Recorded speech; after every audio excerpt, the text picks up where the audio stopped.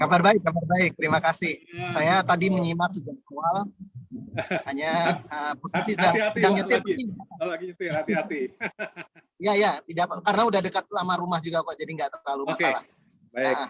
Ada dua hal yang mau saya tanyakan, Pak Franky. Iya. Terima kasih atas paparannya. Ini baru pertama kali saya mengenal sosok Rudolf Bultmann dengan demitologisasinya ini. Yang pertama, terkait dengan Hegel yang tadi Anda di salah satu slide ada tentang Jaisroch ya. Saya mengikuti yang kuliah pertama, Kierkegaard itu pun juga mengkritik Hegel, dan kuliah yang kedua, Feuerbach juga mengkritik Hegel. Nah, dalam arti tertentu, walaupun tadi tidak disinggung oleh Pak Franky tentang kaitannya Bultmann dengan Hegel, tetapi salah satu kalimat di dalam preface Fenomenologi Roh itu mengatakan bahwa Hegel mengatakan bahwa tentang the familiar. Jadi ada upaya defamiliarisasi dari hal yang familiar, begitu Pak. Saya tidak tahu bahasa Jermannya, saya bacanya bahasa Inggrisnya. Tapi kira-kira yang mau saya tanyakan adalah, apakah Bultmann ini juga dalam arti tertentu mengkritik Hegel yang terlalu abstrak dengan filsafatnya, terutama filsafat rohnya, sehingga dia melakukan proses demitologisasi ini sebagai sebuah defamiliarisasi hal yang dianggap familiar, yaitu mukjizat itu tadi. Dalam arti apa sebenarnya Bultmann mungkin mengkritik Hegel atau meneruskan proyeknya Hegel? Itu yang pertama, Pak. Yang kedua, saya membaca tulisan David W. Congdon yang dimuat di Harvard Theological Journal tahun 2017. Di situ ditulis, dia menulis artikel berjudul Demystifying the Project of Demitologization dari Bultmann. Nah, yang saya tangkap, walaupun saya belum sepenuhnya selesai membaca 23 halaman artikel itu, tapi yang saya tangkap begini. Terkait dengan pernyataan Pak Franky tadi, kritik yang tentang presuposisi epistemis. Presuposisi epistemis dari para penafsir atau exeget, saya kira juga kuat dengan yang mau dilakukan oleh Congdon itu terhadap demitologisasinya dari Bultmann. Artinya begini, Bultmann sendiri membangun teorinya pasti ada presuposisi epistemis tertentu. Betul. Sehingga dia lalu melakukan proyek yang disebut demistifикasi. Pertanyaan saya adalah bagaimana caranya supaya proses demitologisasi ini tidak menjadi relativisme penafsiran yang masing-masing saling mengklaim sendiri, sehingga lalu tidak ada titik temu atau terjadi dialog, sesuatu yang sebenarnya sangat bagus di dalam sebuah pemahaman teks kitab suci. Dan bagaimana supaya di satu sisi tidak menjadi relativisme, tapi di sisi lain juga tidak mengarah menjadi resistensi yang malah menjadi fundamentalisme seperti yang kita kenal dalam penafsiran teks-teks kitab suci yang ada sekarang. Jadi jalan tengah apa yang bisa ditawarkan Bultmann yang tadi Pak Franky juga sudah tanyakan, tapi sebenarnya belum diberikan satu arah jawabannya begitu di dalam bagian kritik tadi. Terima kasih Pak. Ya, baik Pak Hendar. Untuk pertanyaan pertama, sejauh saya membaca Bultmann, dan apa yang tadi saya sampaikan itu kan lebih contoh ya bahwa bagaimana pneuma diartikan. Jadi apakah Bultmann itu sendiri mengkritik Hegel gitu ya dan mempunyai teks secara komprehensif mengkritik Hegel? Saya kira tidak. Tetapi secara tidak langsung mungkin iya, dalam arti kalau dia lebih membaca dan berguru pada Heidegger, tentu pemaknaan eksistensial itu sendiri itu yang menduduki tempat yang sangat penting untuk seorang Bultmann. Kalau ini mau dianggap sebagai posisi yang lain daripada Hegel, tentu bisa. Tetapi secara langsung membuat sebuah kritik terhadap Hegel ya, seperti yang dilakukan oleh Feuerbach dan Kierkegaard itu tidak. Sehingga pandangan demitologisasi lalu disebut sebagai sebuah pandangan yang bertumpu dan bertolak dari kritik terhadap Hegel itu juga tidak bisa dikatakan demikian. Menurut pendapat saya begitu. Nah, tentang yang kedua, pertanyaan kedua, Anda benar. Dan saya juga berpikiran seperti Anda, bahwa Rudolf Bultmann itu berdiri pada wawasan dunia sekuler, wawasan dunia tertentu, berarti mempunyai preseposisi epistemis tertentu yang dia tidak eksplisitkan. Artinya dia hanya mengatakan bahwa ada preseposisi mitis yang ada di dalam kitab suci dan orang-orang yang menulis kitab suci. Tetapi orang yang melakukan demitologisasi itu berdiri pada preseposisi apa, dia tidak mengatakan secara eksplisit.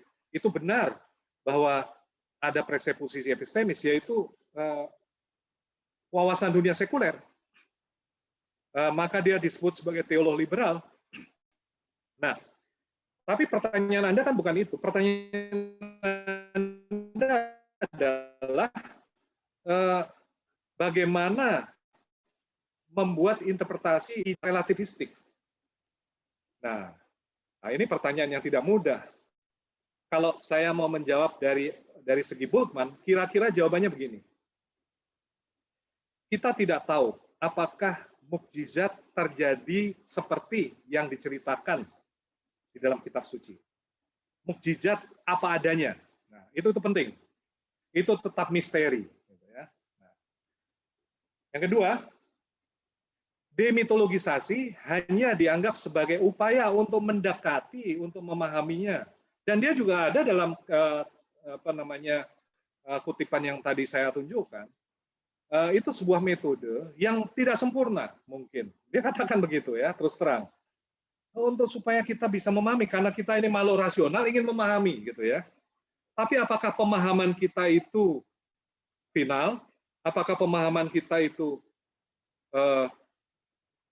berhadapan dengan kebenaran absolut yang sungguh-sungguh nyata, begitu ya? Nah, dia sendiri mengatakan, tidak, ini adalah upaya untuk mendekati. Jadi, selama kita mempunyai sikap seperti itu, kita aman.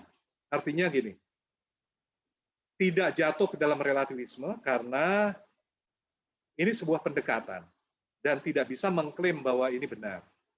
Jadi, diperlukan pendekatan-pendekatan lain, itu satu. Kedua, ada sesuatu yang sungguh-sungguh benar, dan Bultmann sendiri sejauh saya baca teksnya, dia mengatakan gini, apa yang sesungguhnya terjadi dengan kisah-kisah mukjizat, biarlah itu dibuka di akhir sejarah dan bukan sekarang gitu ya. Itu artinya Bultmann sebetulnya ya menyadari betul bahwa ini sebuah pendekatan yang tidak sempurna, maka jangan diklaim sebagai pendekatan yang benar gitu ya. Hanya mendekati kebenaran, tapi juga merangkul pendekatan-pendekatan lain, sehingga kita bersama-sama untuk mendekati kisah mukjizat. Nah, mungkin di situ kita tidak menjadi relativistik, melainkan lebih menjadi relasionistik. Jadi, relasionisme itu berbeda dengan relativisme. Relasionisme itu adalah upaya mendekati sebuah fenomena secara interdisipliner, sebagai sebuah fenomena yang belum selesai untuk didekati. Nah, perkataan dari Bultmann, selesainya di akhir zaman, gitu. Di akhir sejarah. Ya, kira-kira begitu. Kalau relativisme itu selalu mengatakan, ini benar, sudah, itu benar. Nah, jadi kebenaran relatif. Nah. Kalau relasionisme, belum sepenuhnya benar. Masih mendekati, gitu ya. Kita terpaksa harus puas ya dengan itu. Ya, baik. Terima kasih atas pertanyaan dan juga tanggapannya ya, Kak Hendar, dan hati-hati di jalan. Dan mungkin saya ingin meminta sedikit waktu kepada Bapak Budi mungkin untuk satu pertanyaan lagi, apakah boleh? Ya, baik. Saya akan berikan pertanyaan terakhir kepada Ibu Diana Zain. Saya persilahkan kepada Ibu Diana Zain. Halo Bu Diana. Ya, malam Pak Budi.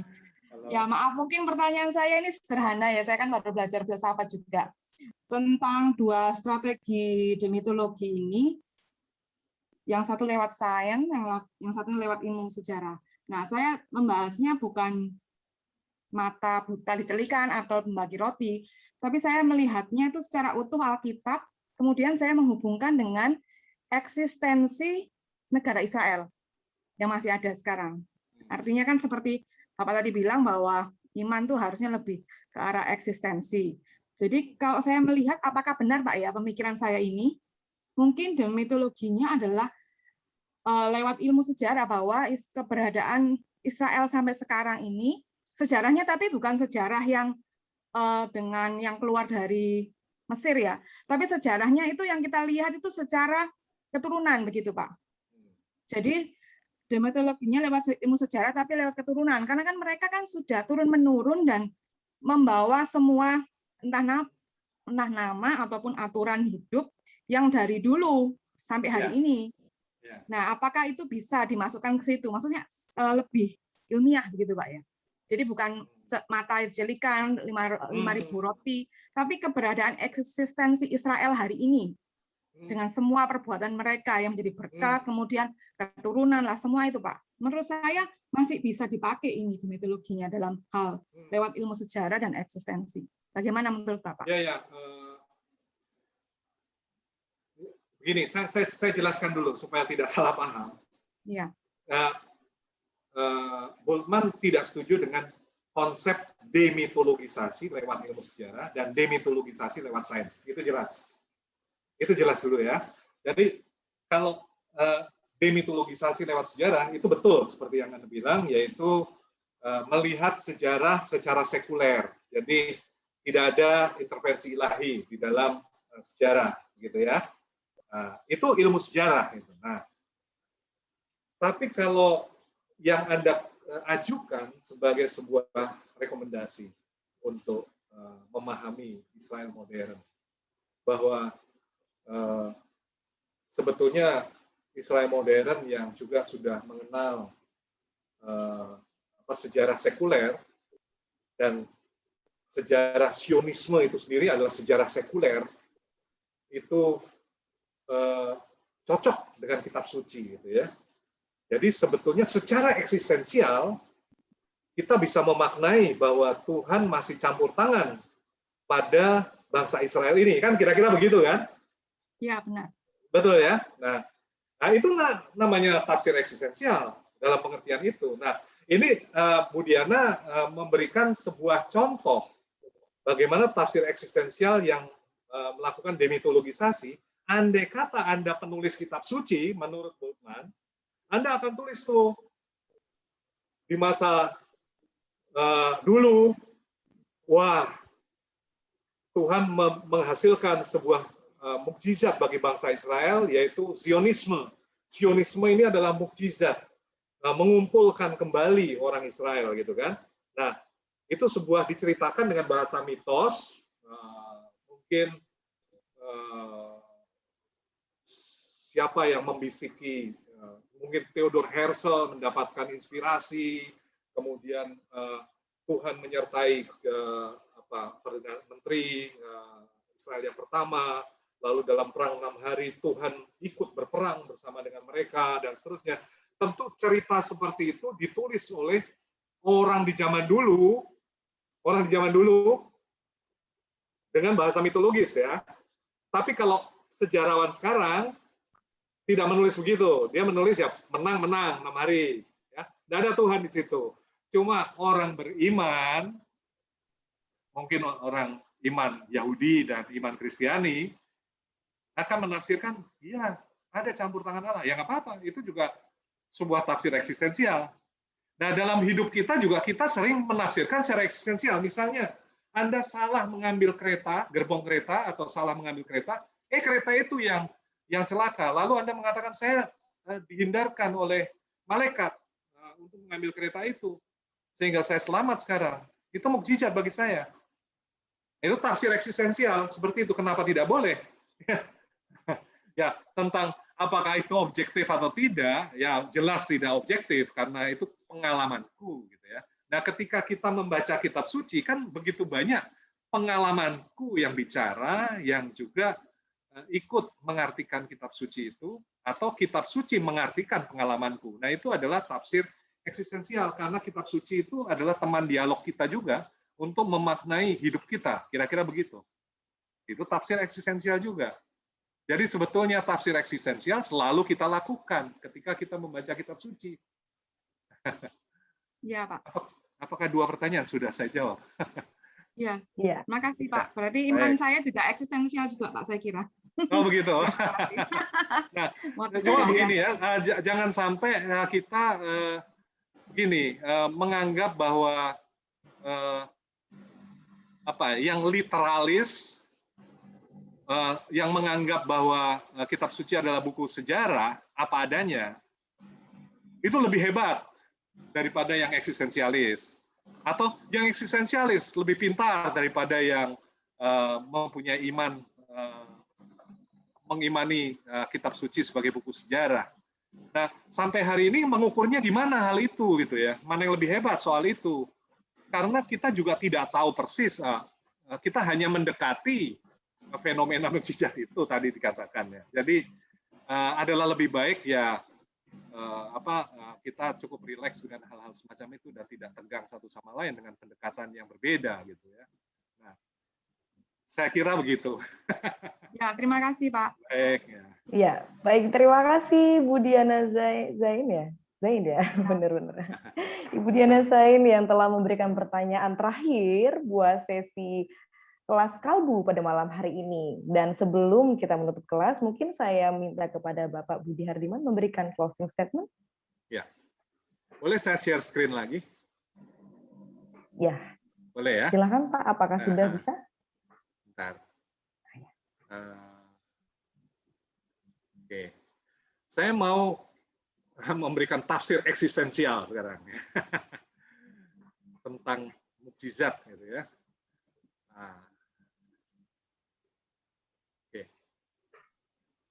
Oke.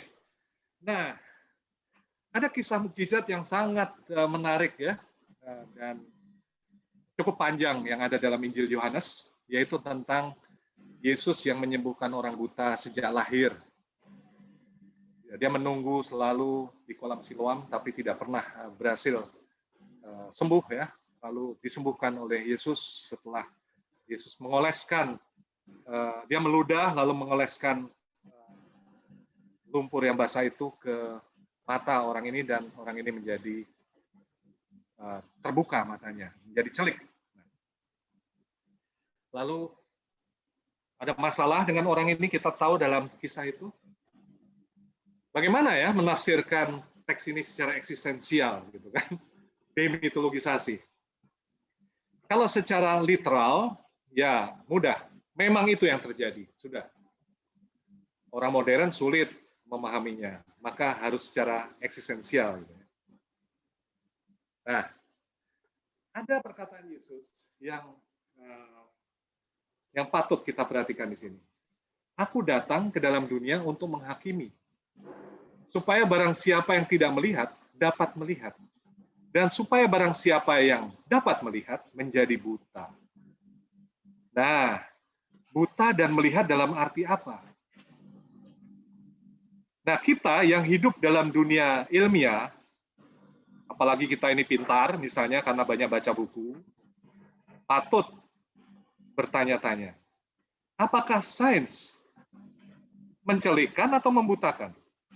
Kalau melihat misteri Tuhan, apa yang celik dan apa yang buta? Mungkin mencelikkan dalam satu sisi, tapi bisa membutakan dari sisi yang lain.